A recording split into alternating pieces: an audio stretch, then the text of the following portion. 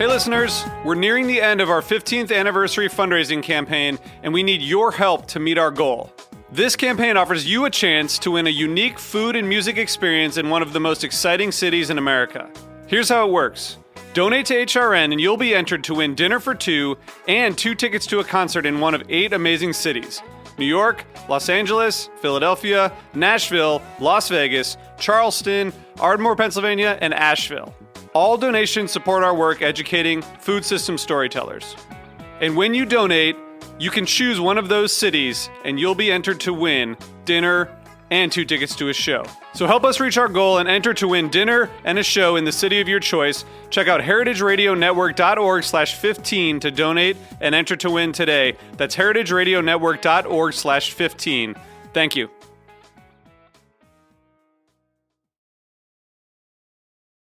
This episode of The Grape Nation is brought to you by Washington Wine. With over 1,000 wineries and 70 grape varieties, Washington State is home to wine the world is talking about. Learn more at washingtonwine.org.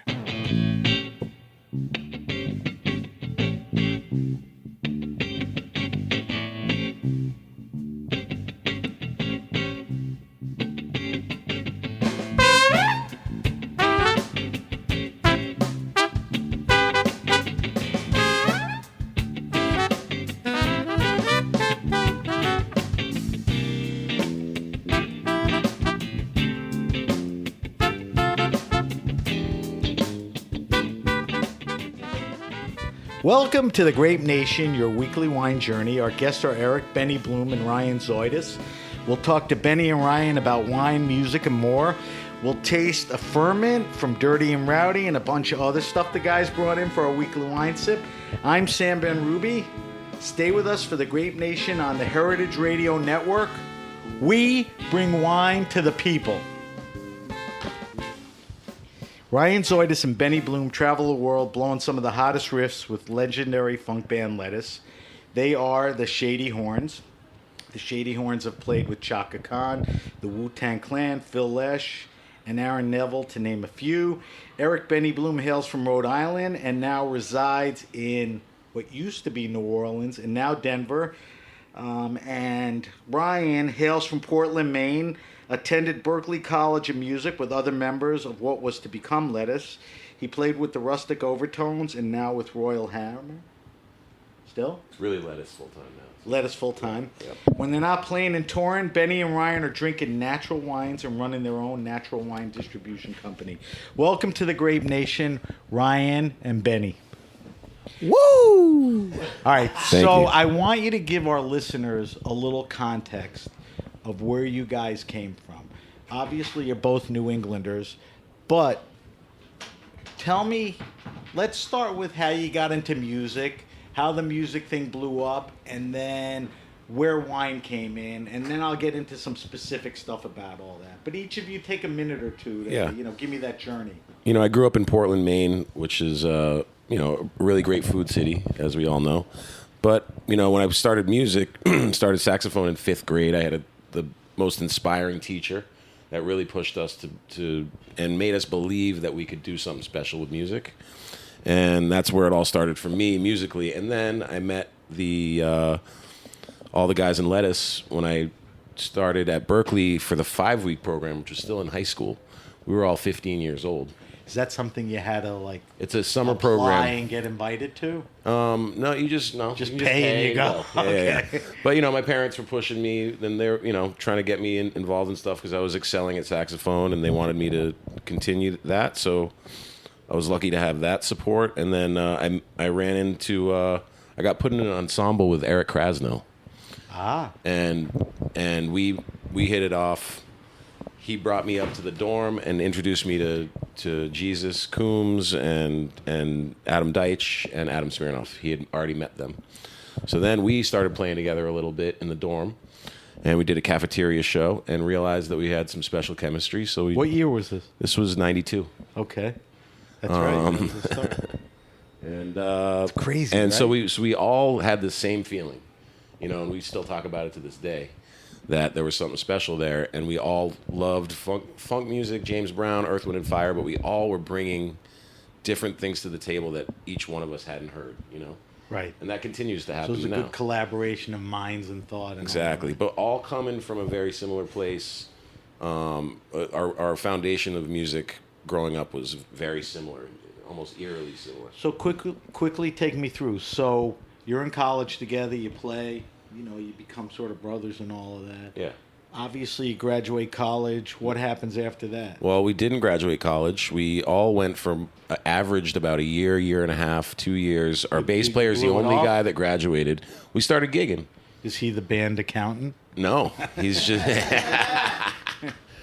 yeah, but he got his degree. Okay. But you and- guys left because you were ready to play. Ready to play. and We got gigs. Get we paid for that. We weren't great at college. We were Right. great at jamming with each other, but we weren't really going to classes and stuff. So, yeah. So that's what happened. We started gigging. Deitch went on the road with Average White Band and Schofield and So everybody Shakira started- and Wyclef. Right. I got the Rustic Overtones thing. We got a huge record deal with Clive Davis. Bowie sang on our record.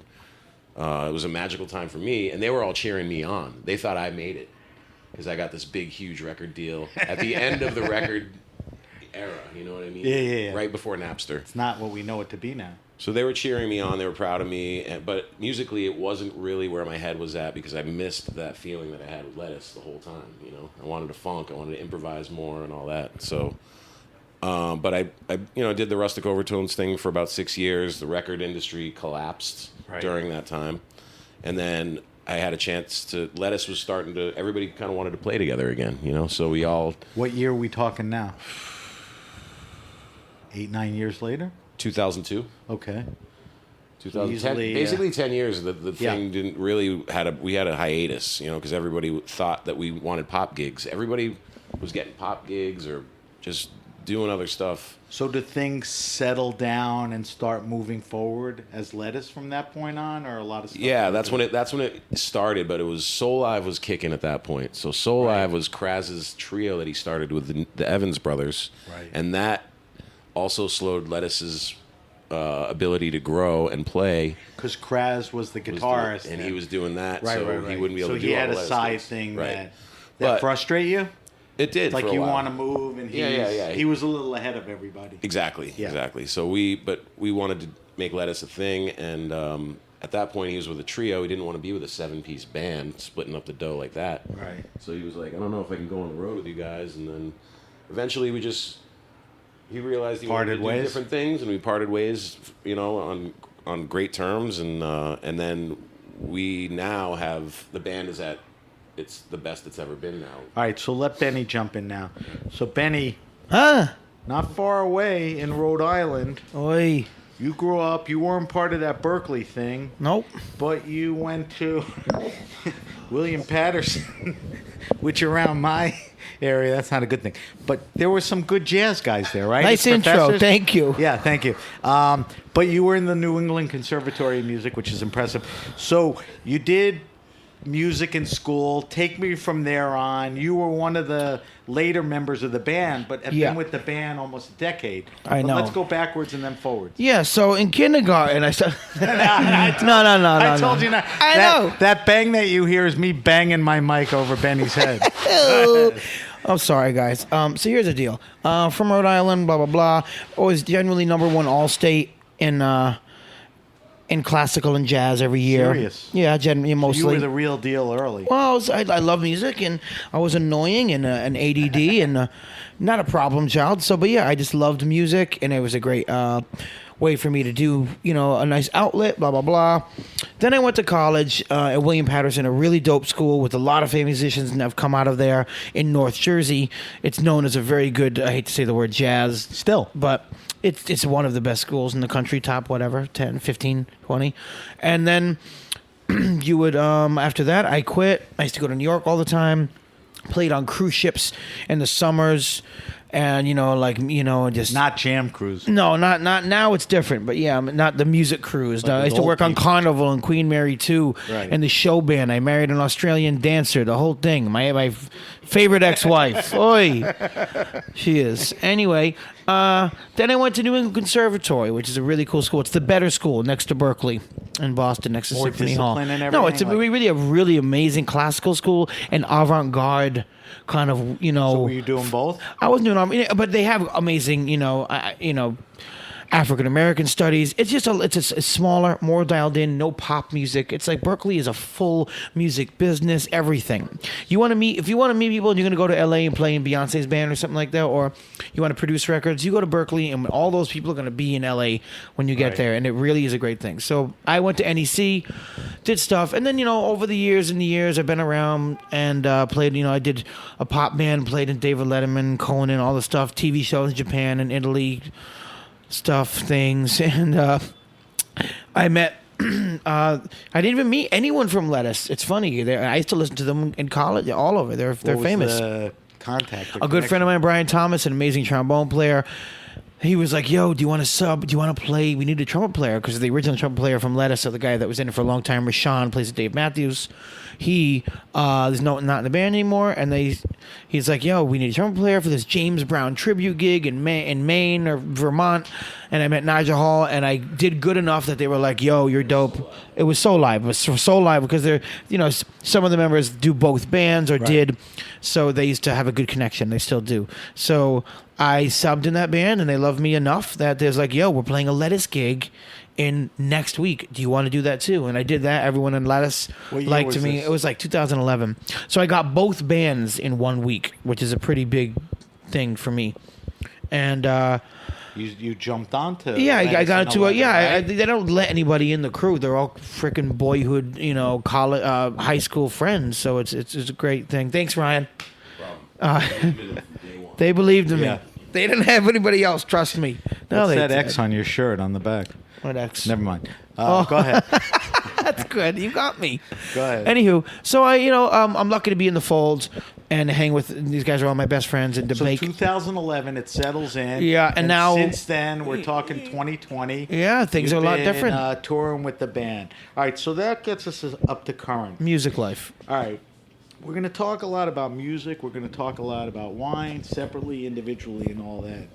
This is the goofiest question of the interview, but I got to ask it. Can you draw any parallels between wine and music? Well, yeah, of course. Don't manufacture an answer. I'm totally not. I improvise for a living, so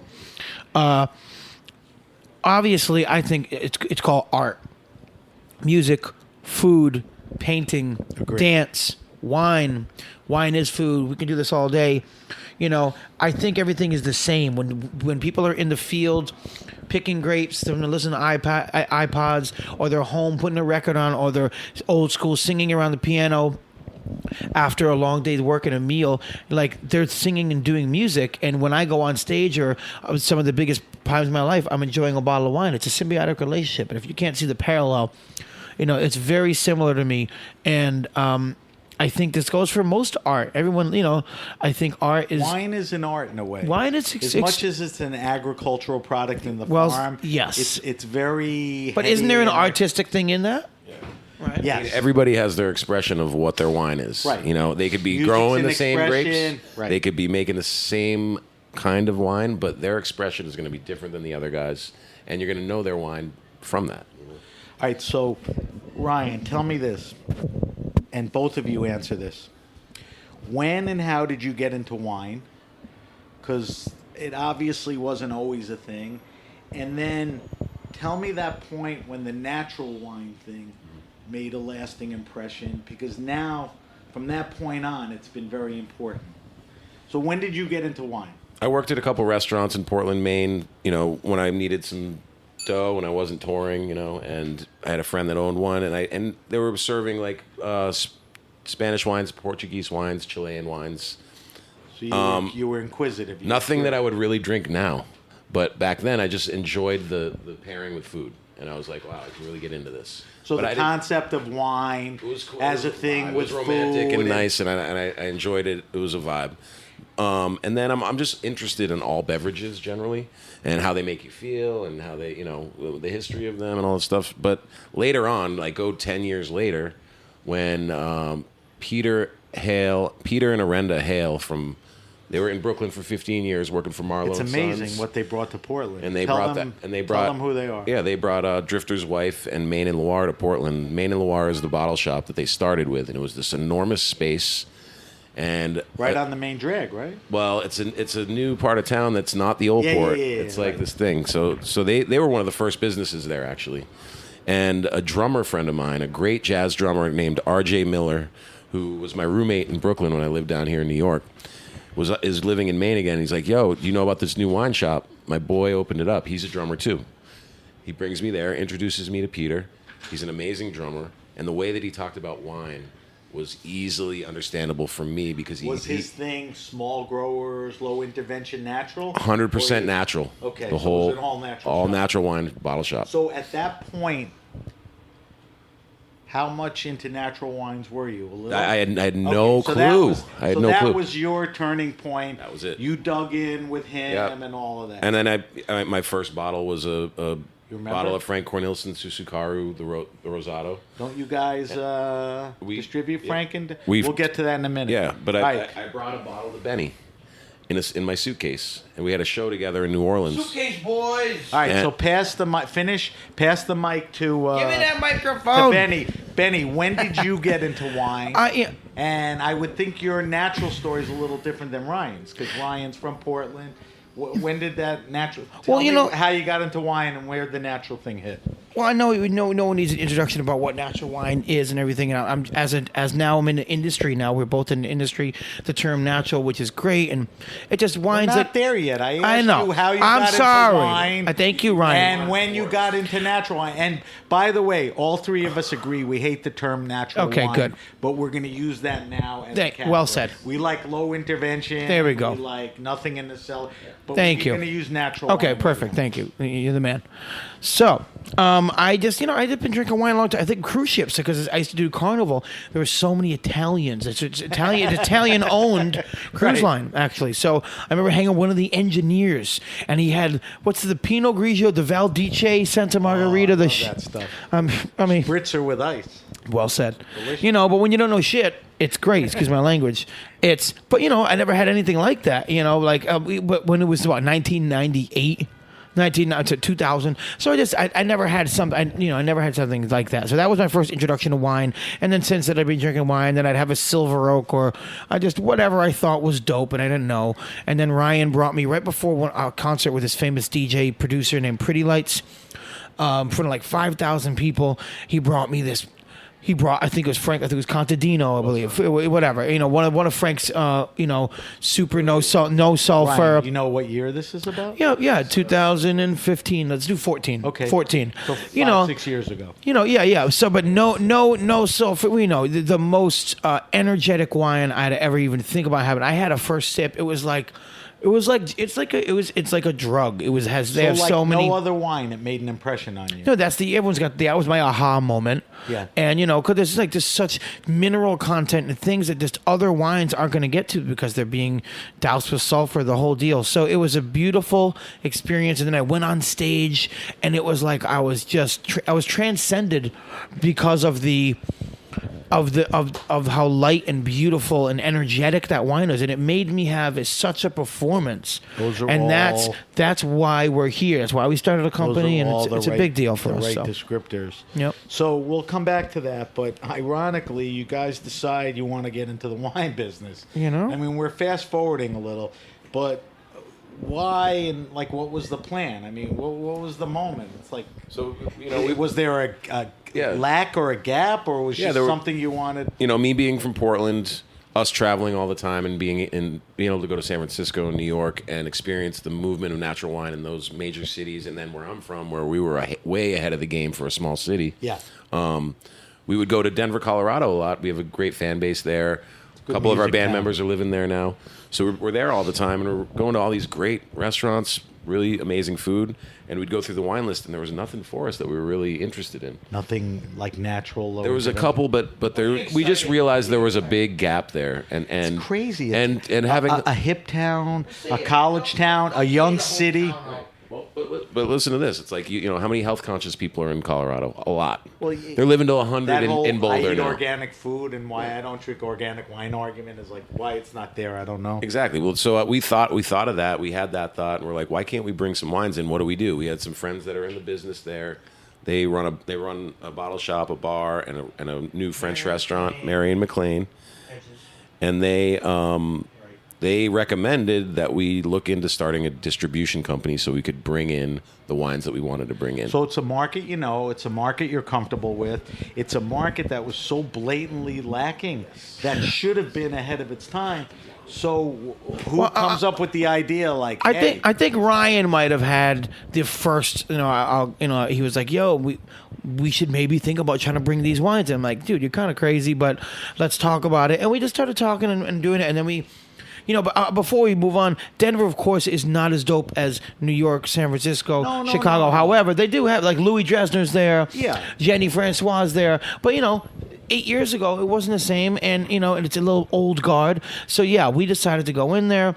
And now we're just trying to... We talked to Zev. It was like, we're a bunch of kids, I've never been in the industry in any way at all, and that's very insulting to a lot of people. But we love it's called wine, and we love farmers. We love life. We love everything that surrounds this. We don't want to deal with we have to understand the industry, and we have a lot of work to do. But we love wine, and we love everything about it, and we want to bring people together, and that's what it's about. Right, but you're also talking about a business. And you had to set up a business. I don't know if you got to get bonded or No. We had to do a lot. Yeah, it was a lot of work. Are you kidding me? It was like I had my lawyer, the whole thing. It was getting licensed, getting fingerprinted, and we knew. Luckily, Marion McLean Hedges and Mary Wright and McLean Hedges know everyone in Colorado. Kind of, they know a lot of people, and they really helped us get together. And now we have 2 sommeliers that are our reps, which is great. A lot of reps aren't sommeliers, so we really got a great team together. How do you select the wines you can distribute? What's available? How do you access that? Well, but at that point, you knew what you liked. You knew who the good natural winemakers were. How do you who's available? I'll tell you, and who's not. Well, we love Zev Rovine's all of his wines. He brings in all these great wines. We love Selections de la Vigne. We love certain people. Jenny Francois was already there. Louis was already there. So we contacted these guys, right. And they were like, you know what? Okay, you haven't been in the industry, and it's just a long shot, and you guys are kind of crazy, but you have the attitude and the energy that we had when we started this, and we like your vibe. Like a Zev Rovine. And say, we'll let you. Yeah, so we went to the office, we met Zev, and he, as I'm looking at the Zev Rovine bag, and we're drinking a Zev Rovine wine next, and he just let us, he gave us a shot. And his book has been growing, and he has one of the greatest books in the entire country. And you say, I want some items that I can move that have a lot of volume. I have items that are like unicorn wines that I want to bring in. Ryan, get in there. So the first day that we met Zev, we go to his office in Brooklyn, East Williamsburg, and his office is filled with wine. There's shelves and shelves of wine, all the samples. So we're looking through, we know a lot of them, we're talking about them with him, and we pull 3 bottles. We drink 3 bottles in one meeting, a bottle each, basically. And that's how we found out what wines were available and what wines would be good for our first order to bring to Colorado to make an impression. His suggestions, really. And Alvaro from Selections de la Vigne also shares an office with him, so those wines are there too. So by hooking up with good guys who had access to good stuff, you were able to kind of put all your minds together and decide, what to do. Yep. So you've brought to the market, some great American natural wine producers, but you're also bringing in European guys like a Frank Cornell. Yeah, Zev generally brings most of his book is Italian, Slovenian, French, and then he does have a lot of Ruth Lewandowski and so many different other American domestics, and the same. Then Selections de la Vigne is only Spanish, pretty much in South America, and. So yeah, we have a handful of domestics. We're really doing a lot of domestics now, and because there's so much dope American wine. Too deep in the weeds and not too stuck in the business. Yeah. So anybody would love to access that market. Denver's a very happening city. Boulder's a good town. We saw an angle. That. So people can come to you and say, "Listen, distribute these wines for us." Yeah. And they do. Plus, And you they- go they to do. people and Exactly, but how competitive is the market? You know, in extreme, New York, there's a extreme. shitload of- Well, I mean, New York is. has it grown to become competitive? It's or extremely the competitive. second you hit the ground? It's extremely competitive. Yeah, When you because first started, it was because they're these shops, restaurants, places of business. They've been dealing with certain distributors for how many years, and then these new Right. kids that aren't in the industry come like, I got this Very amazing old wine, wine business. and you're like, I don't give a shit about your wine. I don't know who you are. Come back in 4 months when I have some room on my list. Right. So it's a lot of work. All right, let's talk about the wines. We know that we have friends that love this stuff, and then we know people that think natural wine is funky, right? Just like my band. And without, without getting into that too heavily, who better to talk to about funky wines and funk than you guys? Natural wines sort of become a lightning rod, somewhat divisive. I mean, we have friends who get it, and then we have friends that it's like sort of like Trump and not Trump. Yeah. You love it or you hate it or whatever. Where do you think the organic, biodynamic, low intervention movement is today? Is it still on an upswing? Has it peaked? Is it a boutique thing? Is it misunderstood still? I mean, where are we at with this? When we first got into it, funky wines were something that we were really drawn to. The longer the more experience we started having with these wines, we realized orange. that there's classic versions, natural versions of classic wines, and once we experienced those, we started kind of chasing those. Give me some examples. Like what's one of our best classic Pinot Noirs or I like Sauvignon Baru. yeah. Classic Pinot Noir. There's we have Sauvignon Baru, Francois Nicolet. We have some, traditional, traditional palate kind of wines with the natural energy. Like as when I started, I love off the wall crazy things that are really vinified in a crazy way. But I also love really traditional things that are just done organically and not added a lot of stuff and not a lot of stuff taken away. But did you come to the realization that in order to be a good businessman, you can't extend just what you like? Exactly. But you have to listen to the market. And as you should. Right? Well, it's like, how about this in a music? Look at the music term now. Do the music side. If I was a musician, I'm just like, I love to do what I want to do, but I'm an entertainer, and there's an aspect of that, and I love to make sure people are. It's both sides. If you're just gonna be just a selfish musician, it is an art.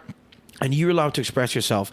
But, I want to play ball. And I want people to be happy at the end of the day in every aspect of my life. And I want to do me as well. And this business is just an extension of that, in my opinion.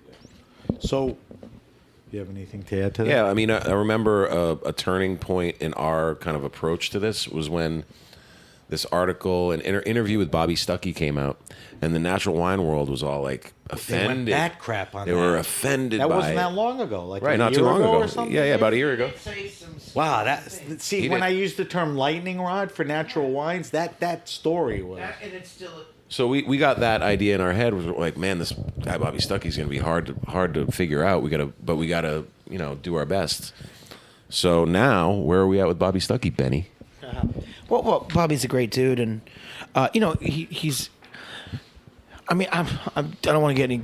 Yeah, he's. Yeah, I mean, he opened a new natural wine, a natural wine bar, which in Denver called Sunday Vinyl, which is the greatest vinyl collection and vinyl system and rare. It's unbelievable. Right next to Tavernetta, he's a G. And It's sorta like article, he said some things. I don't want to get it's into sort it. of like a Tokyo record bar type thing. Exactly. Vinyl and music and wine. I went to a Tokyo record bar in Mexico City like 3 weeks There's ago. one in New York. My friend. Looks like I'm going. Looks like I'm going Friend over there. Ariel Arce. But anyway, so Bobby, he's the man.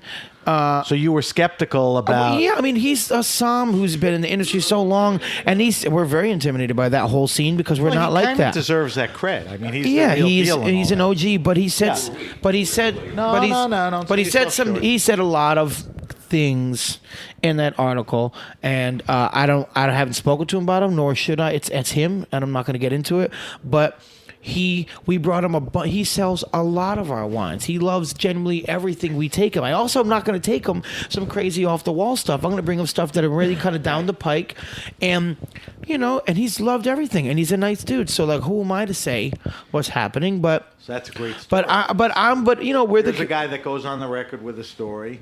Yeah. Evokes a reaction on every end. You figure, you're going to do business with him, maybe not. And he's Exactly. one of your biggest. Yeah, and so but we're a bunch of kids that are running around. Just as a sidebar, yeah. did he have any idea like what you guys do like for a day job, or that wasn't even? He knows. He's very internet savvy. He knows the band. He loves music, hence the Natural Wine music bar. Right. He loves the band. He's super cool and approachable, and he just wants to.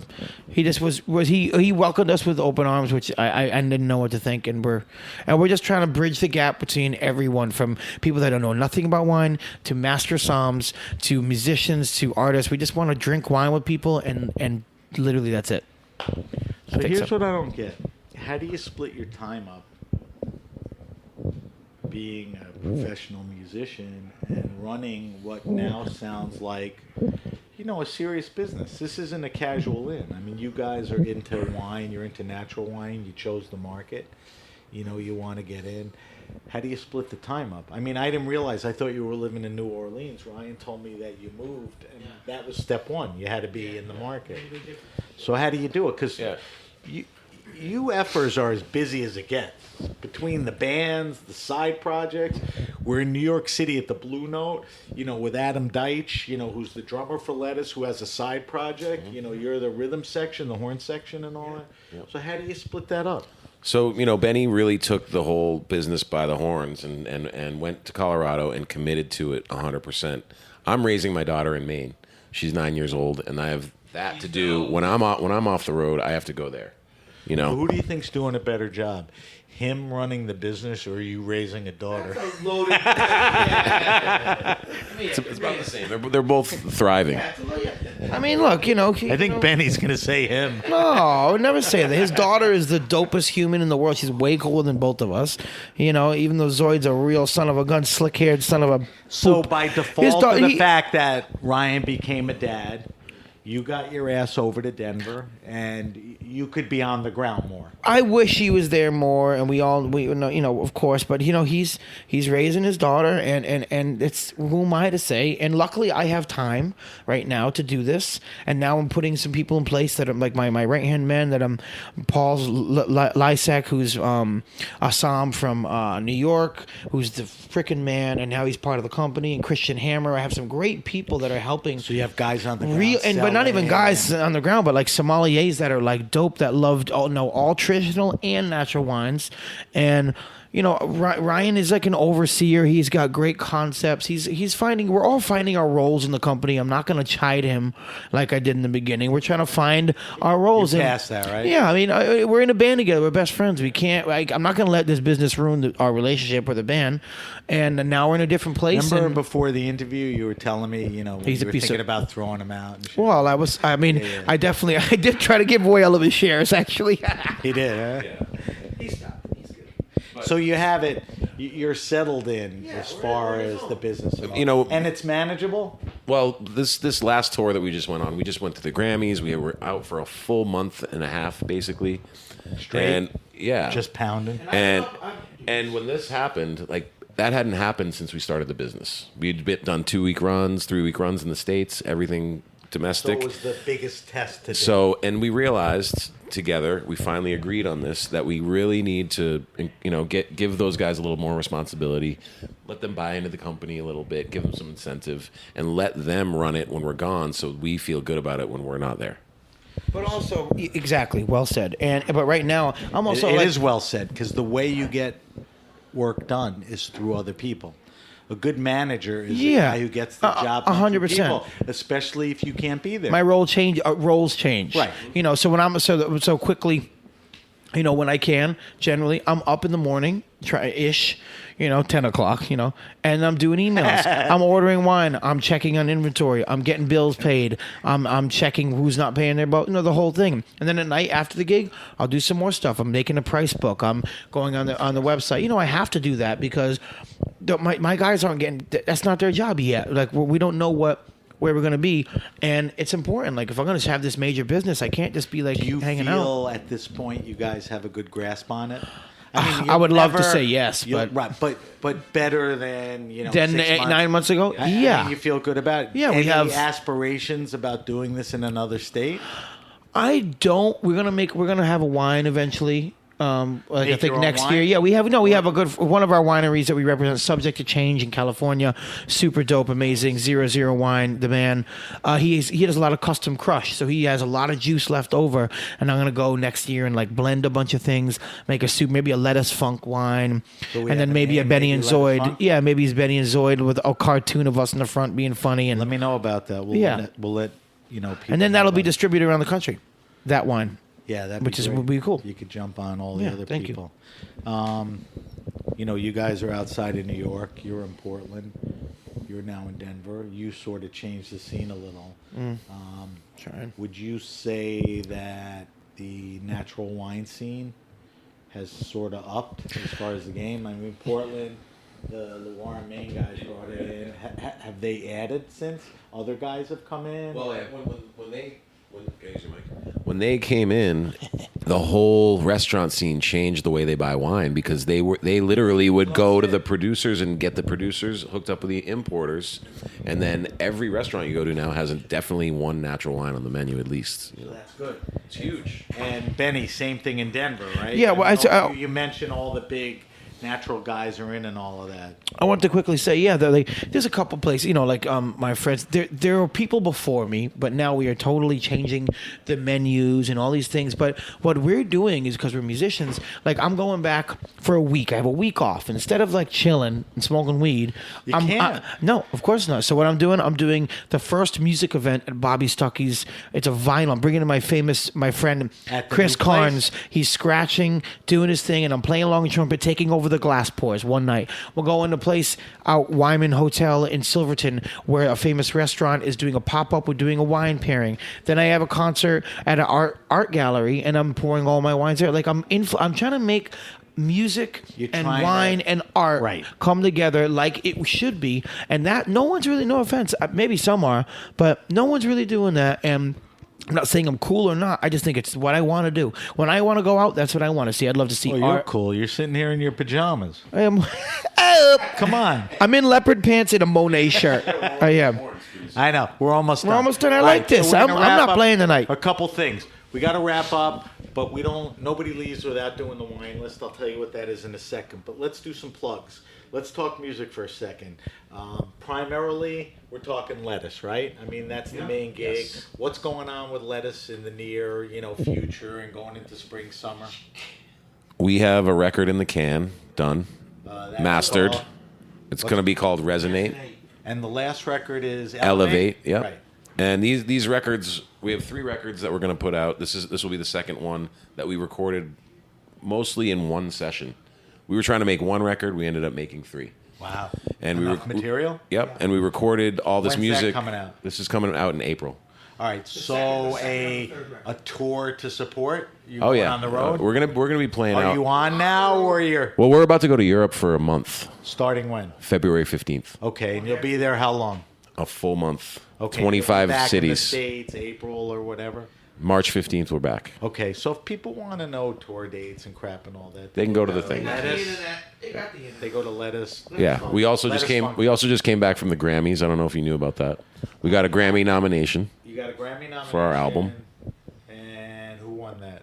Someone else, not us, but it was our first nomination, so it was huge. Yeah, it's just the beginning. I have a feeling it's just.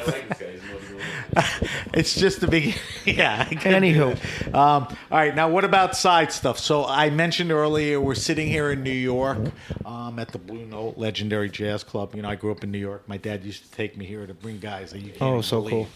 Just because my old man knew what was going on. We'd go to the Vanguard around the corner. Vanguard. All that stuff, yeah.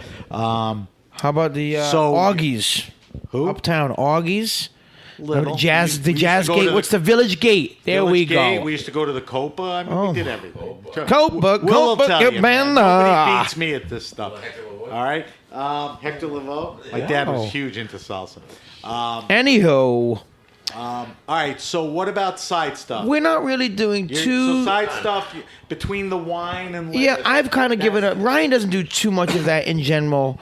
I used to do a lot living in New Orleans, and I'm Lettuce is in a zone right now. They've been in a zone, and I love playing with them. And nomination. yeah, I mean, we're doing, God bless you. what All else? right, so how many days are you on the road? Oh, geez, 150. 150. Let's do 120. How was that raising a kid? It's great. She's I'm home fine. a third of the time. When I'm home, I'm off. So the quality 100 of time when you're- is the best. Okay. Yeah.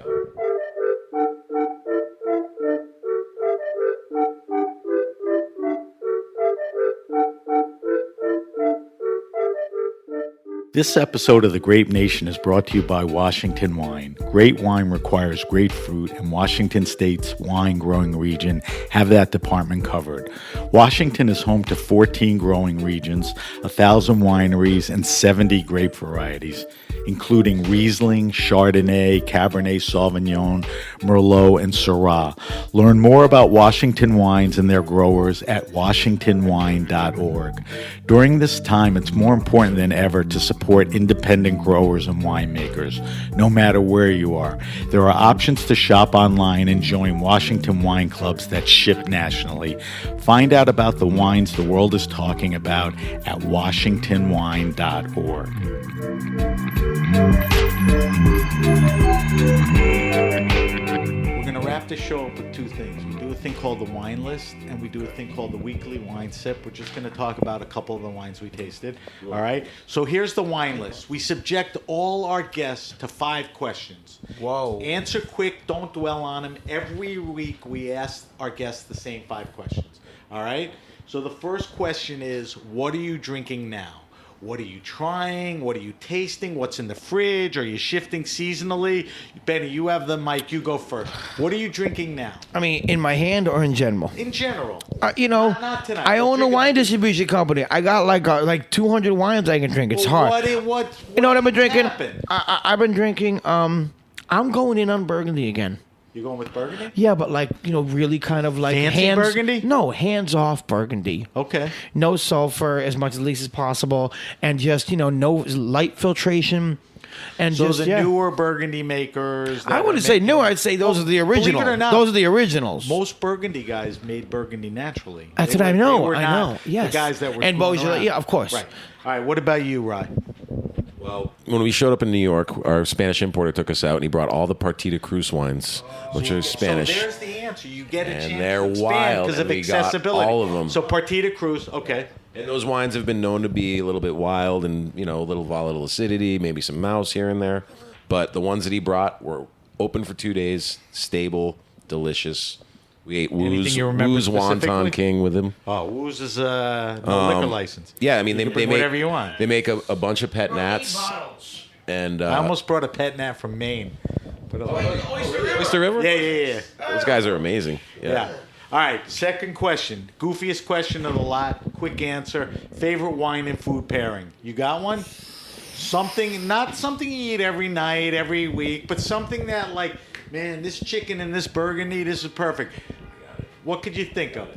Kale, let him no. go. I've been doing a lot of arugula and kale salad, some that kind of vibe With? some chocolate.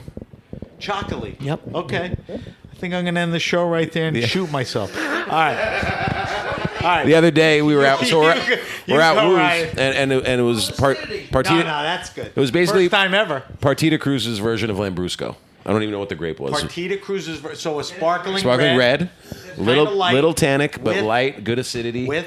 Peking duck. Yeah, perfect. Now, That was dope. Benny, spell chocolate. TXO Lina. Fuck. Close enough, though. You got the first two lines. Come All on. right, we got to move on. You guys got to hit the stage soon. Go. All right, third question. You could give me anywhere. You could do New York, Denver, Portland. Favorite wine restaurant and/or bar. A place that has the selection, the vibe, the knowledge. You know, you go in there and you go, "This is just good wine place." Can I do like 3 places? Yeah. Well, I got to give props to Maine and Loire in Portland. Perfect. Drifter's Wife Perfect. is one. Maine Frenchette. and Loire, Trifters. Frenchette, My buddy Jorge obviously. Riera is the best. And then Bufalina in Where? Austin. In Austin? All right. The dope pizza Benny. spot. So All right, I'm gonna go. Austin. No, I'm gonna live on that. I'm gonna do Night Moves, In Night LA? Market, Night Market in LA. in LA. I'm gonna go. You said Bufalina. That's okay. You could say it too. Ops in Mr. Brooklyn. Bufalina, Mr. Bobby Bufalina. Ops Pizza. Bobby Boof, yeah, Ops Pizza, Bobby Boof, and then I'm just gonna leave it right there. That's it. Okay, Ops Pizza is a good one. All right, fourth question. Fourth or fifth of 5 questions. Favorite all-time wine. When I asked the question, it was what was the rarest, most expensive wine you ever drank? The question has morphed into what's a wine that's important to you, that changed you. You know, it doesn't have to be rare. Well, what's an important wine to you? Ryan, you go first.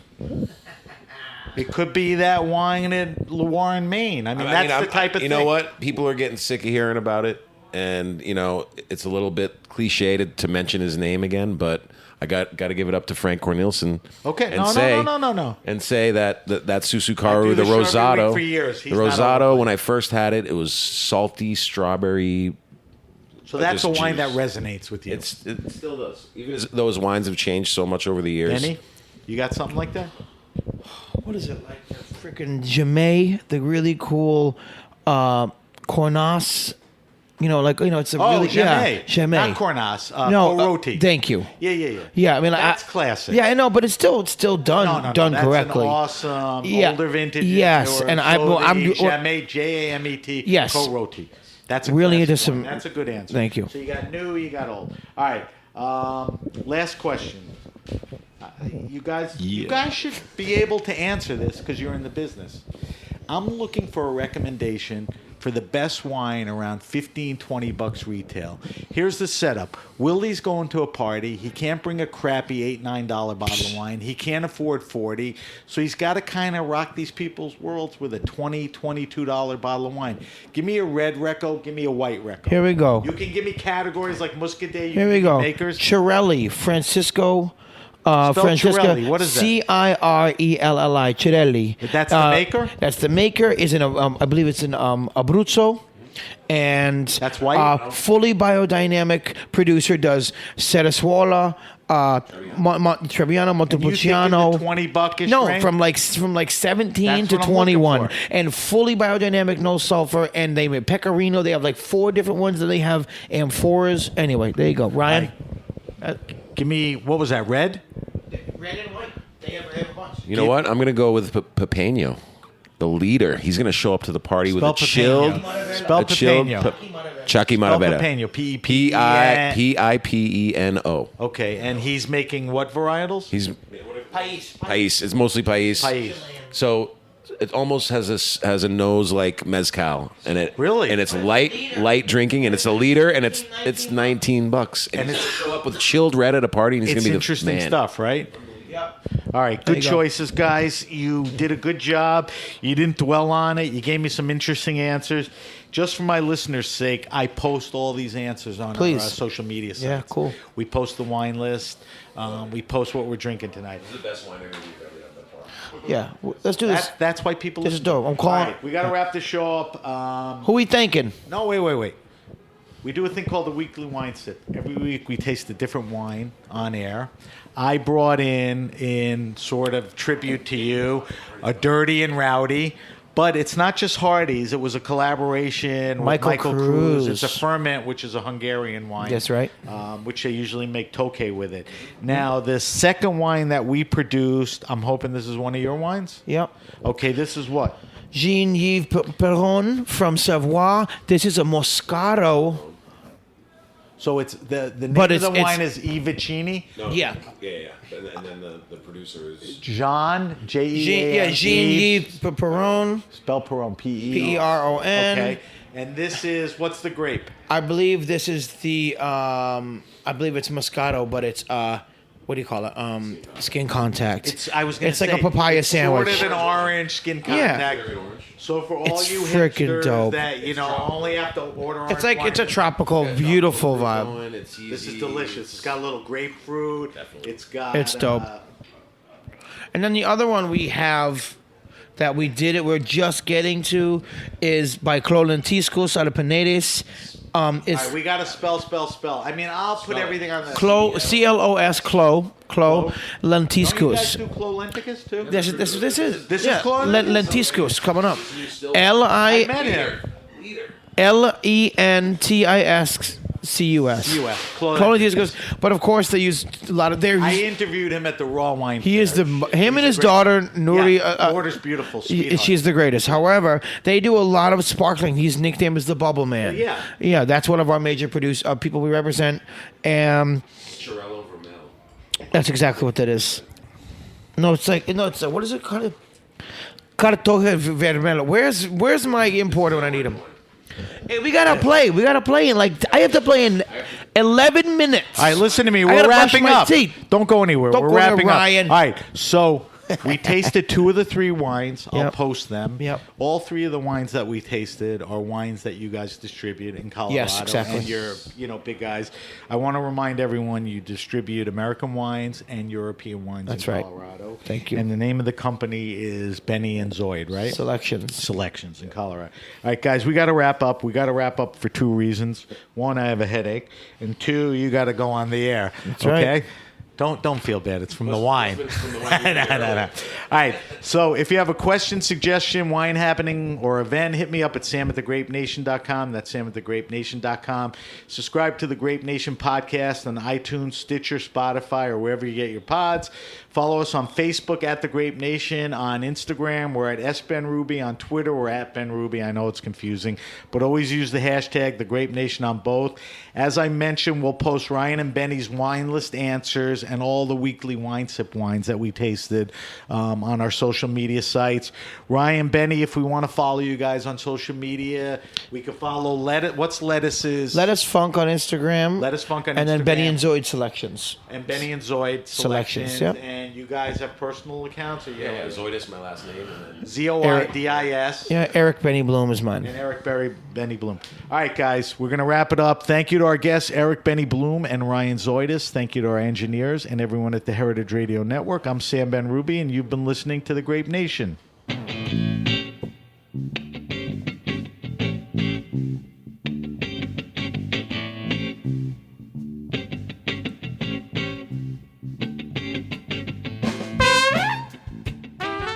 The Grape Nation is powered by Simplecast.